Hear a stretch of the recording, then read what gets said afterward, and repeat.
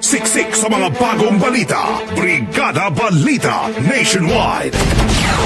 Sa Brigada Balita Nationwide ngayong umaga, Vaccine SAR Secretary Carlito Galvez inendorso sa National Vaccine Operations Center ang apela ng mga alkalde na maparami ang mga bakuna sa labas ng NCR Plus 8. Business Group suportado ang estratehiya na gawing prioridad ang National Capital Region sa pagbabakuna kontra COVID-19.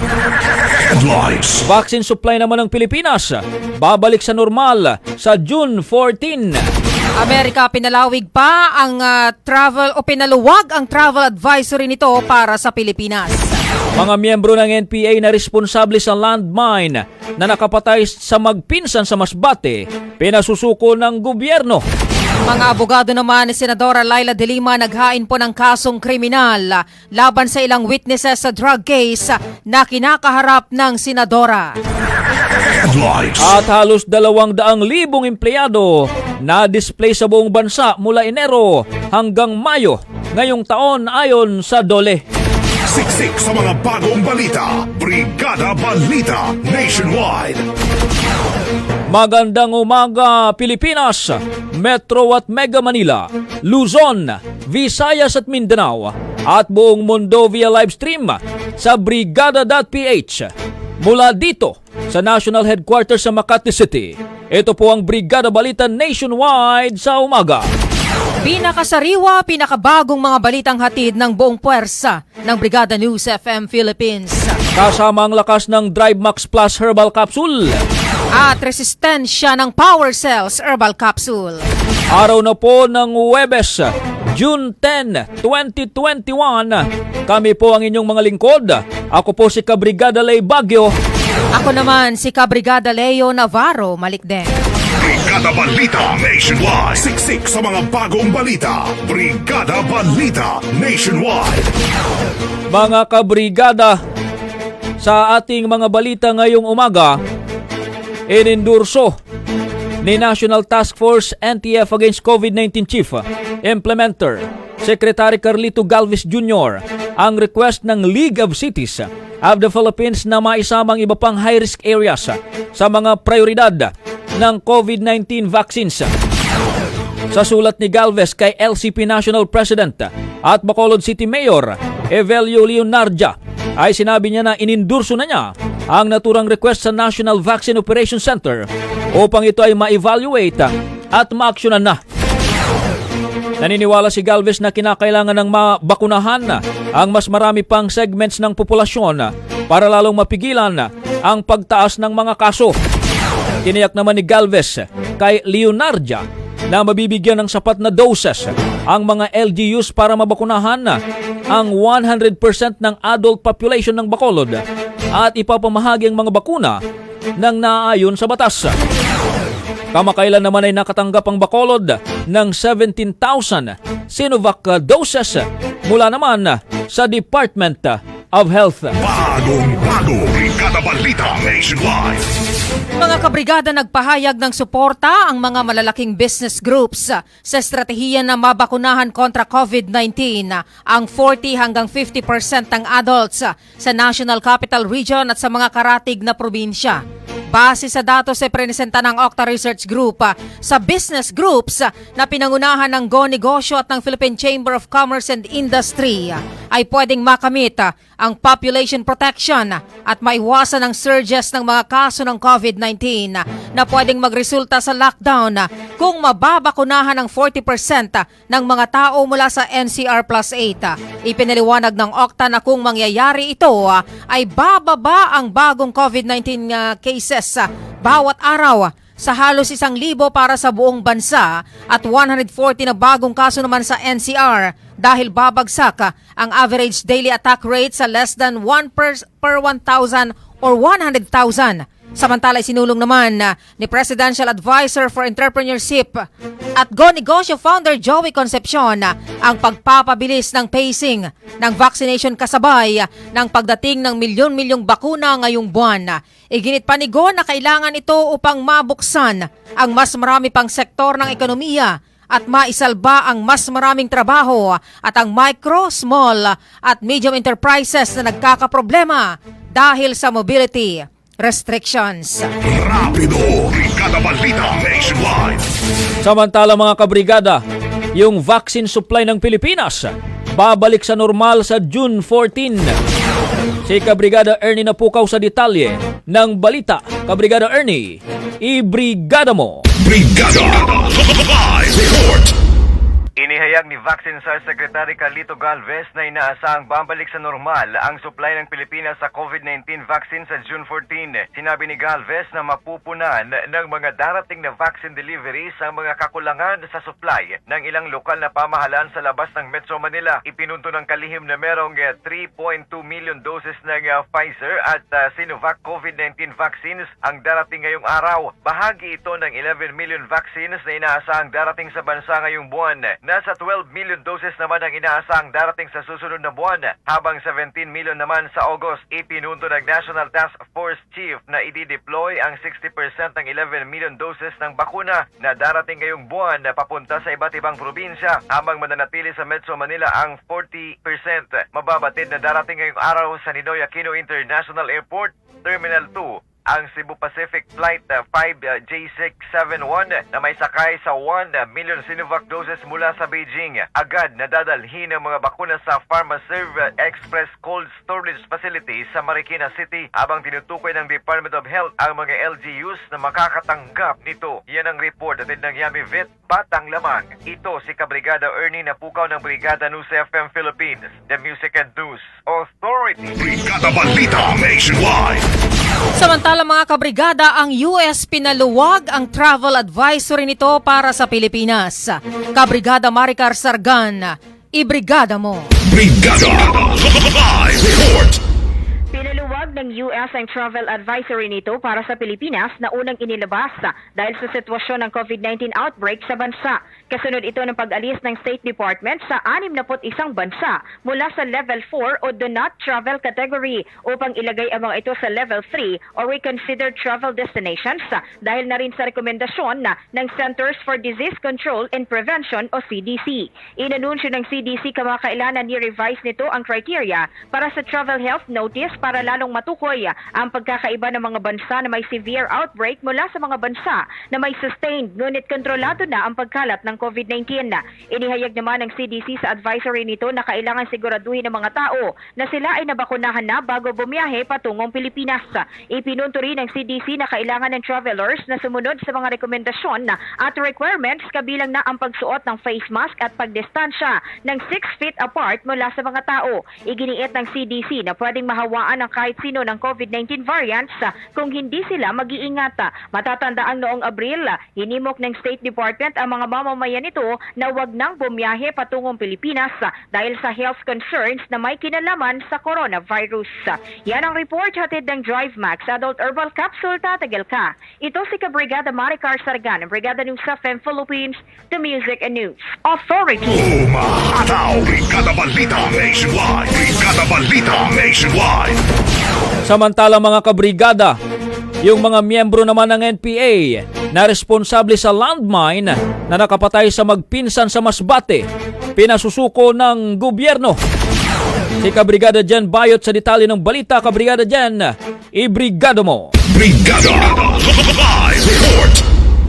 Pinati-turn over ni Interior Secretary Eduardo Año ang mula sa New People's Army ang mga miyembro nito na responsable sa pagkamatay ng Far Eastern University football player na si Keith Absalon at sa pinsan nito na si Nolven Absalon. Parehong nasa buga ng landmine ang magpinsan habang sila ay nagbibisikleta sa Ares Masbate noong linggo. Iginiit ni Año na inako na ng Communist Party of the Philippines ang buong responsibilidad sa walang katarungan na pagpatay. Anya, tungkulin ng rebeldeng grupo ngayon na i-turn over ang mga terorista na responsable sa pagkamatay ng magpinsan para maisilbi na ang hustisya sa kanilang mga pamilya at mahal sa buhay. Ipinunto ni Año na pwedeng i-turn over ng NPA ang mga suspect sa Commission on Human Rights o sa tinawag ng kalihim bilang kaalyado ng mga rebelde sa Makabayan Bloc sa Kongreso kung Nais ng mga ito na maharap sa paglilitis ng korte. Binigyang diin naman ni Philippine National Police Chief General Guillermo Eleazar na ang hinihingi ng pamilya ng mga biktima ay hustisya at hindi lamang isang public apology. Inihayag ni Eleazar na kung seryoso ang NPA sa kanilang pagsisisi, ay dapat isuko na nila ang mga kamiyembro nito na nagplano at nagsagawa ng pag-atake. Yan ang report hatid sa atin ng Guard C. Calcium Ascorbate, katawang healthy, achieve sa Guard C. Ito si Kabrigada John Bayot ng Brigada News from Philippines, the Music and News Authority. Bagong-bago, Brigada Balita Nationwide.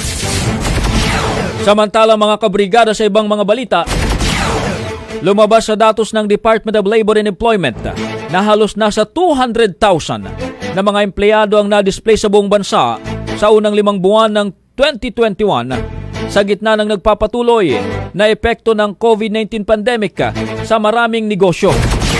Sa Regular Job Displacement Monitoring Report ng DOLE ay sinabi nito na nasa 191,117 na trabahante ang na-display sa buong bansa mula 6,602 na mga establishmento mula Enero hanggang Mayo ngayong taon. Sinabi ng ahensya na 91% o 5,714 na mga establishmento ang nagbawas ng kanilang workforce habang 9% naman o 888 ang permanenteng nagsara na.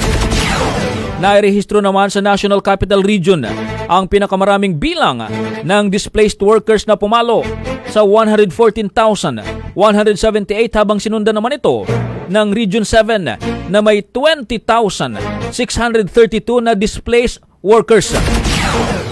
Naitala naman ng DOLE sa buwan ng Pebrero ang pinakamataas na bilang ng mga na-displaced na empleyado na umabot sa 46,518 mula sa 1,743 na mga establishmento. Brigada Balita Nationwide. Mga kabrigada, naghain naman ang nakakulong na si Senadora Laila De Lima at ang mga abogado nito ng mga kasong kriminal laban sa mother convict na nagdadawit sa kanya ng kalakaran ng iligal na droga sa New Bilibid Prison. Sa ikareklamong inihain sa Muntinlupa City Prosecutor's Office ay sinabi ni De Lima na dapat ay ma-indict si Joel Capones dahil sa conspiracy to commit illegal drug trading. Sinabi sa reklamo na inamin ni Capones sa Muntinlupa City Regional Trial Court, Branch 256, noong Pebrero. Nasangkot ito at ang iba pang mga miyembro ng Sige-Sige Sputnik Gang, kabilang ng isang Ferdy Morelios, isang Reynaldo Punga at isang Anton Mia sa pagbebenta ng iligal na droga kapalit ng pera at benepisyo sa loob ng piitan. Bukod sa mga nabanggit na pangalan, ay meron pang 10 iba pang miyembro ng Sige-Sige Sputnik Gang ang naisama sa reklamo. Kung maalala ay nag-testify si Capones na tumanggap umano si De Lima ng 1.4 million pesos na halaga ng drug money nang bumisita ito sa NBP noong 2014. Kinontra naman ng senadora ang application ni Capones para sa parole o executive clemency, kung saan ay nabanggit ang confession nito kaugnay sa partisipasyon niya sa kalakaran ng iligal na droga sa loob ng NBP. Kasalukuyang nakadetain ngayon si Capones sa isang pasilidad sa Philippine Marines sa Taguig City. Siksik sa mga bagong balita. Brigada Balita Nationwide. Brigada Worldwide COVID-19 News Update. Brigada Worldwide COVID-19 News Update. Samantala mga kabrigada, sa ating COVID-19 news update naman sa buong mundo, balak po ng administrasyon ni US President Joe Biden na bumili ng 500 million doses ng Pfizer-BioNTech COVID-19 vaccine para ipamahagi ito sa iba't ibang mga bansa. Batay sa ulat ng US media, kung saan ay sinabi na nagmula ang naturang impormasyon sa mga sources nito na pamilyar sa mga hakbang ng administrasyon. Ibinalita ng Washington Post at New York Times na inaasahang gagawa ng formal announcement si Biden sa G7 meeting sa Britain ngayong linggo. Ginawa ng US ang naturang hakbang matapos ma-pressure ang gobyerno na gawa ng paraan ng global vaccine shortage, kung saan ay nakakakuha lamang yung mga mayayamang bansa ng lion's share ng mga naunang supply. Sa US pa lang ay nagawa na nito na mabakunahan ng higit sa kalahati ng buong populasyon na dahilan para bumagsak ang infection rate.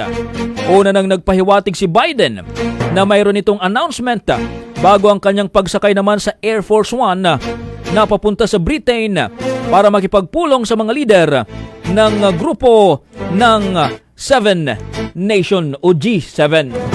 Siksik sa mga bagong balita. Brigada Balita Nationwide. Brigada Weather Update.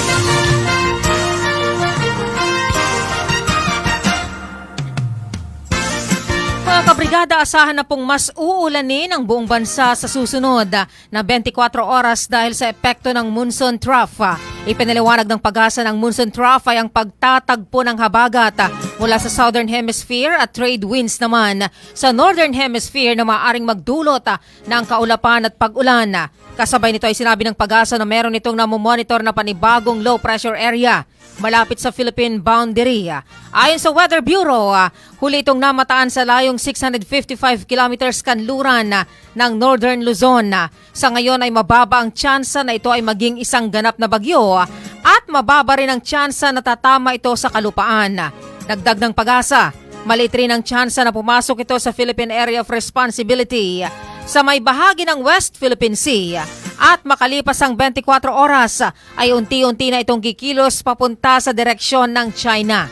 Samantala, asahan naman na maglalaro sa 24 hanggang 29 degrees Celsius ang temperatura sa Metro Manila, habang maaari namang maranasan ang pinakamalamig na panahon sa Baguio City kung saan ay posibleng bumaba ito sa 16 degrees Celsius ang temperatura.